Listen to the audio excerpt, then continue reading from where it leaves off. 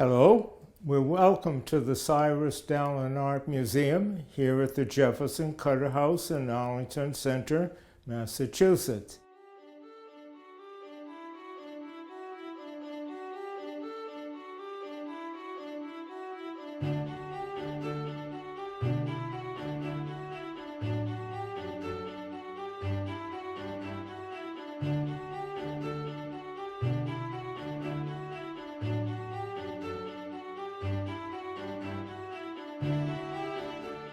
Cyrus Dallin was an internationally famous sculptor who lived and worked here in the town of Arlington from about 1900 until he died in 1944. And most of his major works in the United States and Europe were done while he lived here in town, sometimes using townspeople as models. He was born in Springville, Utah in 1861 to pioneer parents in a log cabin. Well, he had a talent for sculpturing even when he was a youngster, so his mother encouraged him tremendously. Eventually, by 1880, a silver mine owner gave him a scholarship to come here to Boston to study sculpturing with Truman Bartlett on Washington Street in Boston's South End. Well, here in Arlington, back in the 1970s, I discovered one of Cyrus Dallin's pieces in front of my store up by the Arlington Town Hall. And I asked everybody who did it, and of course nobody knew. So I said, you know, maybe one of the selectmen would know. So I asked one of the Board of Selectmen, and he said, well, I think it's Cyrus Dallin, but I'll find out for you. A month later, he came back and he says, yep, Cyrus Dallin did it. And I said, well, you know, we should put a monument in front of that flagstaff beside the town hall to let people know who did it. Well, we found out how much it would cost. We were about to present it to the Board of Selectmen when the selectmen had passed away. Eventually, in 1979, the state legislature established art councils in the town of Arlington. I was appointed to the Arlington Cultural Council, and one of the first allotments we got from the McGough lottery game was $720.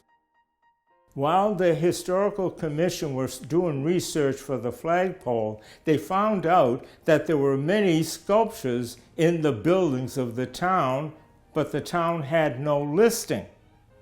So the Arlington Cultural Council hired a consultant. We set up a committee called the Cyrus Dallin Committee to search the town buildings. Well, we knew we had about 5 of his works here in the town of Arlington, and so the consultant went around and found 18 more. Well, the Board of Selectmen gave us permission to raise $35,000 to restore all the sculptures in the town of Arlington, which we did. But I and the Cyrus Dallin Committee decided not to put the sculptures back in the town buildings because they were not being taken care of. We decided to establish a museum, and in the town meeting of 1995 on April the 26th, by one vote less. We almost had a unanimous vote. The Cyrus Dallin Art Museum was established with the Board of Trustees. And we opened up the galleries of 1 and 2 on October the 18th, 1998. We have an official mission statement, but I'm going to just do my take on it. As Dallin's work shows his appreciation for history and human rights equality. And while we celebrate his body of work for the incredible art that it is, because he really is just a tremendous sculptor, it's our job as stewards to express the same appreciation for people, for history, for art that he did, but in a more modern context. It's a bit of a cultural anchor for the town of Arlington. People come from many surrounding communities to see Dallin's work. And we also take the opportunity to partner with local cities and towns to talk about Dallin and his works and his advocacy. For instance, this year we've collaborated with the Lincoln Council on Aging, the Jenk Center in Winchester, the Newton Free Library, Concord Museum, and Paul Revere House. And we're going to take you around to see a few of the sculptures so that you can get an idea of what to see when you come to visit. And thank you.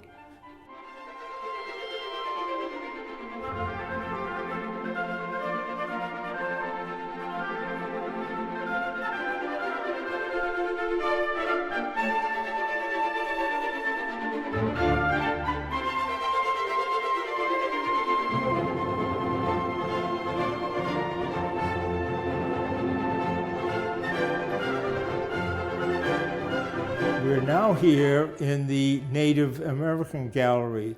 Cyrus Dallin, being born in Utah, grew up with Native peoples and their children.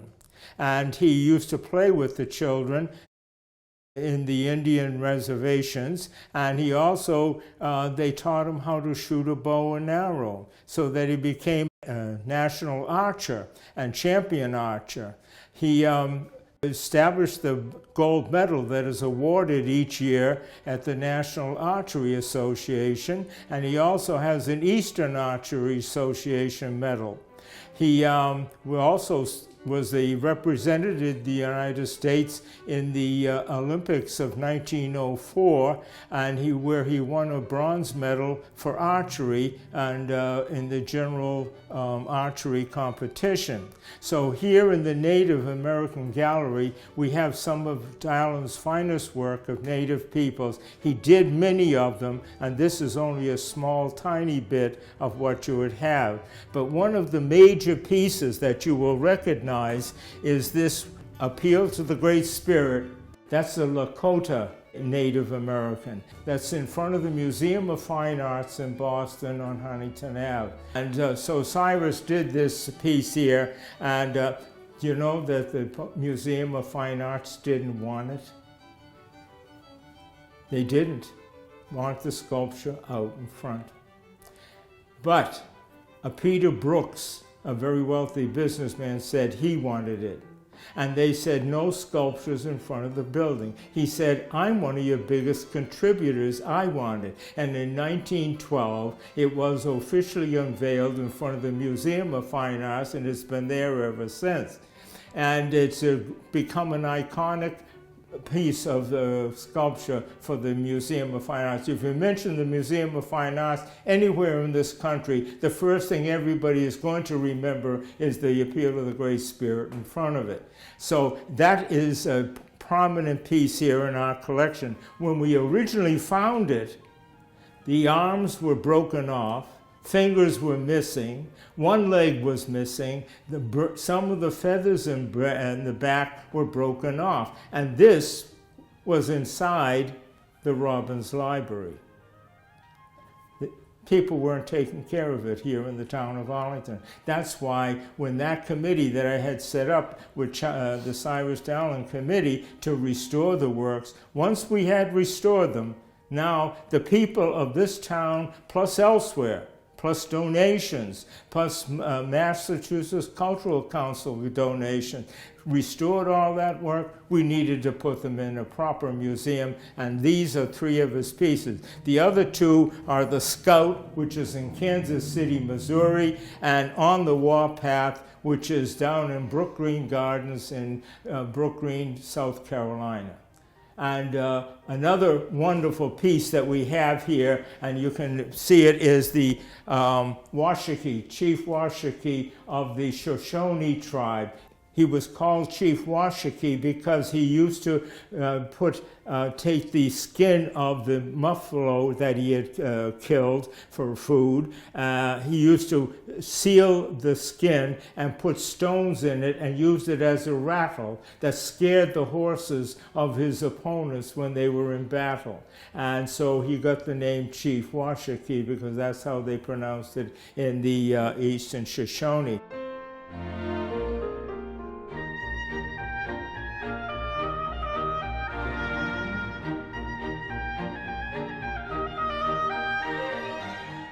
So these are just some quick examples of Dallin's work here. And so we'll go into gallery number 2, The Family and Friends.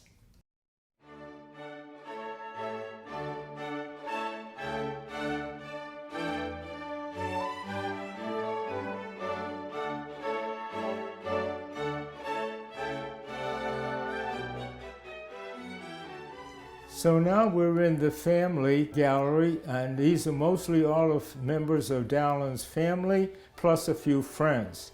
But also this room in the Jefferson Cutter House, which is the museum is in this historical house. This would have been the kitchen, because it's the only place where the fireplace is large enough to be able to cook. But as regards Dallin's pieces, we have some really significant pieces here, and one of the major ones I'm going to point out is this mother and child. Donatello was the father of new Renaissance sculptures. He created a marble 12-inch bust in off-white marble of the Madonna of the Clouds. And on it, it has the female figure sitting on the left, looking to the right, and the child sitting on her lap, looking from the right to the left with his hand up to the face. Around it were cherubs and clouds.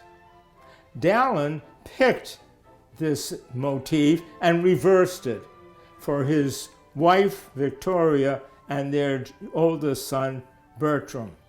And he called it The Mother and Child, and there's a comment at the bottom of it that says, "Dear little hand, the world hath need of thee, there are wrongs to right and slaves to free." At first we were thinking that maybe Dallin was talking about the black people of this country during the slave period, but no, he was not. He was talking about the Native Americans.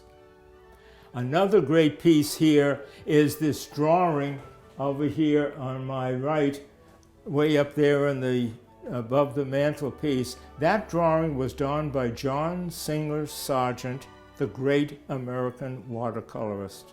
He was a very good friend of Cyrus Dallin. They met over in Paris when Cyrus was over there learning how to do sculpturing, and they became very fast friends, and they were friends until John unfortunately passed away on board ship coming back to the United States in 1923. On the 25th anniversary of Cyrus Dallin and his wife Victoria's anniversary in 1916, John Sargent was sitting on the front porch of Dallin's house and did that drawing. And that is one of our big treasures. And the cat, that's the Dallin family cat, that has a story in all its own, and I'm not going to tell you the story because I want you to come to the museum to find out. But it is a great story.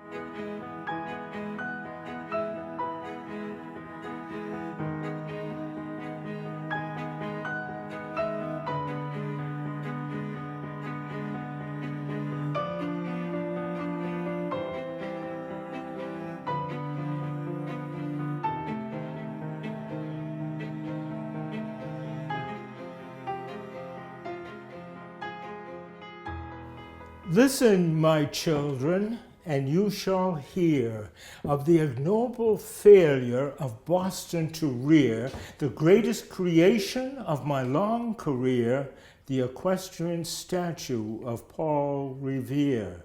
A committee of well-known men picked my model from a competition of 10.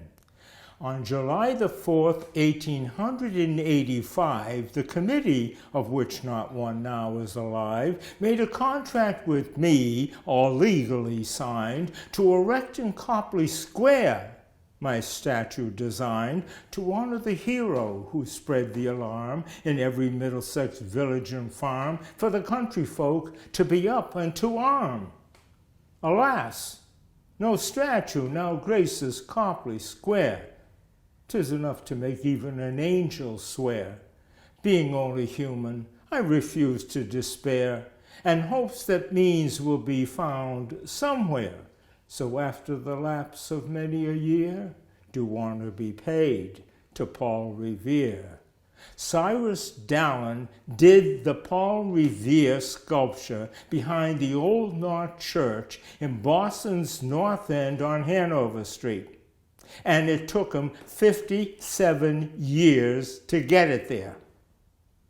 It started back in 1802 when the city of Boston decided to have a competition for a Paul Revere sculpture for Copley Square. These sculptures were to make sure their models arrived for discussion by April the 19th, 1883. 10 of this country's greatest sculptors competed, including Cyrus Dallin, who was now a poor, starving artist. And the prize was going to be given to 3 sculptors of $300 each. And of the 3, the committee would pick one to go in Copley Square.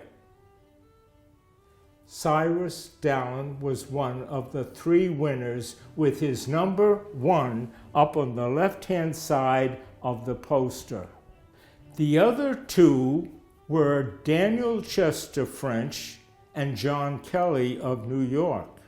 The news media were outraged that the committee gave the prize to this 21-year-old nobody from Utah who never had a professional exhibit. So the committee took the prize back from all 3. The whole 10 artists sued the committee. The judge says, run the competition again, it would only be fair. They did 4 months later. In August of 1883, Cyrus Dallin wins it outright for his number 2 up on the right-hand side. Then the committee tells them they couldn't raise the money for the number 2. Excuse me, but what happened to the money for the number 1? It was only 4 months later. The next time that Dallin was available, and the mayor of Boston in 1884 said, Mr. Dallin, we'll give you $25,000 for the sculpture. Here's the contract. Sign and date it and send it back for my signature. So Dallin signs the contract on July the 25th, 1885, sends it back to the mayor's office, and he waited for the mayor's signature, and he waited, and he waited, and he waited. Finally, the November election came along. The mayor wasn't reelected, so he didn't sign the contract, and number 3 disappeared. Nobody knows what happened to it.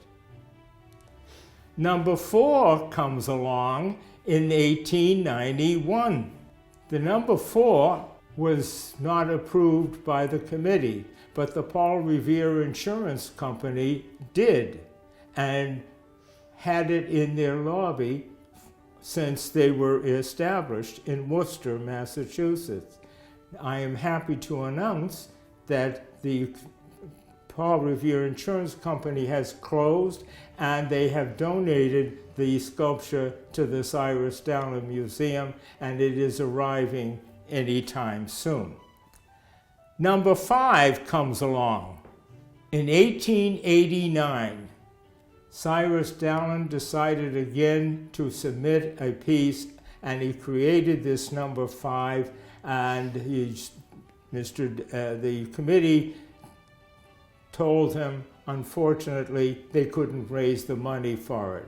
Well, it turned out that Cyrus had given the mold of it to the P.P. Caproni brothers in Boston's South End, and they started making reproductions of that 5, and all the museums in this country, all the collectors in this country that have a Cyrus Dallin Paul Revere have a number 5.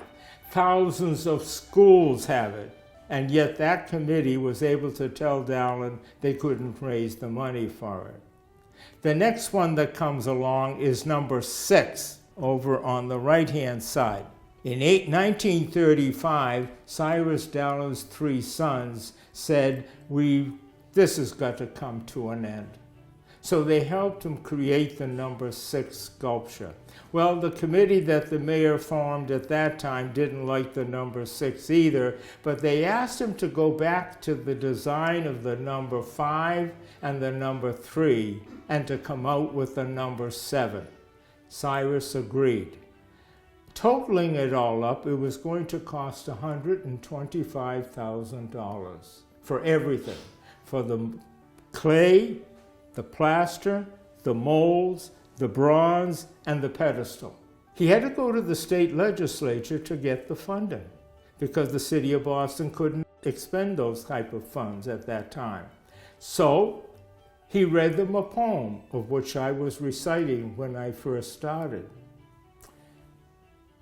They gave him $27,500 and told him he still had to build a pedestal. His 3 sons said, we'll accept it. Well, Cyrus was a teacher at the Mass College of Art, which is now called the Mass College of Art and Design, in the modeling classes for 40 years. The 2 modeling classes donated 2 truckloads of clay and brought it up to Cyrus's studio. He now had the clay model. He then needed plaster. Well, he had been dealing with a company in Arizona for years. They donated the plaster. Now the plaster is made. He brings it to P.P. Caproni and Brothers. They made the molds. The molds were to be given to the Gorham Foundry in Johnston, Rhode Island. The night before they were supposed to go, Caproni's was broken into, a few sculptures were broken, and the molds were stolen. They showed up 2 weeks later at the T.J. McGann Foundry in Johnston, Rhode Island, in East Somerville. Mr. Dallin never had any work done by that outfit because he didn't think it was of good quality. But they had his molds. They got the contract with the city of Boston, and T.J. McGann was a very large contributor with the governor of the Commonwealth of Massachusetts political campaigns. Finally, the sculpture is made. In August of 1940, it was placed on a pedestal in the Prado in Boston's North End. On September the 22nd, 1940, it was officially unveiled by Paul Revere IV, 9 years old, direct descendant.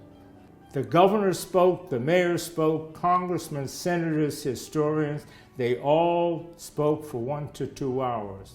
They gave Mr. Dallin 1 minute at the end of the program to say a few words. He was introduced to what you would have called polite applause.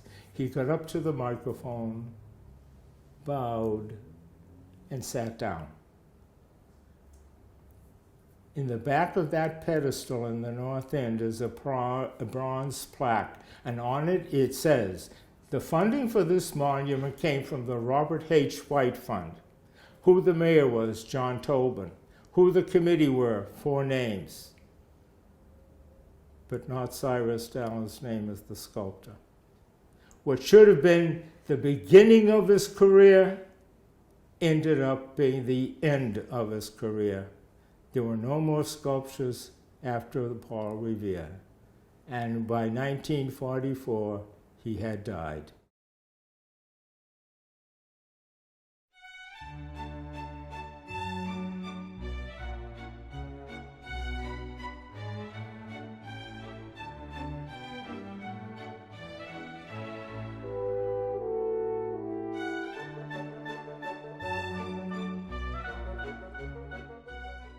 In non-COVID times, the main part of my job is to coordinate group tours. During COVID, I've got involved in a lot of other areas of the museum, which has been very, very rewarding. And one in particular is I've been learning the story of Dallin's first and last commission for the Paul Revere Monument, and telling that 57-year story to a lot of local groups. And it's just been, as a Boston girl, with the Paul Revere Monument being such a Boston icon, it's been a really wonderful experience. We do have tours. Matter of fact, in the next couple of weeks, we'll have 2 more. We do tours for people who would like to have a group come in, and they can come in any day of the week. Well, we reopened at the beginning of August following state and town guidelines. We are requiring everybody to wear masks, and we're doing our best with social distancing. The galleries are fairly small, but we're able to manage that effectively. And it's been great to have people back in again, because I think, sharing the stories in person is really one of the greatest things about, a small, intimate collection like ours. So we're back at it, and we're hoping that people will be coming out more in the fall and coming in to see us.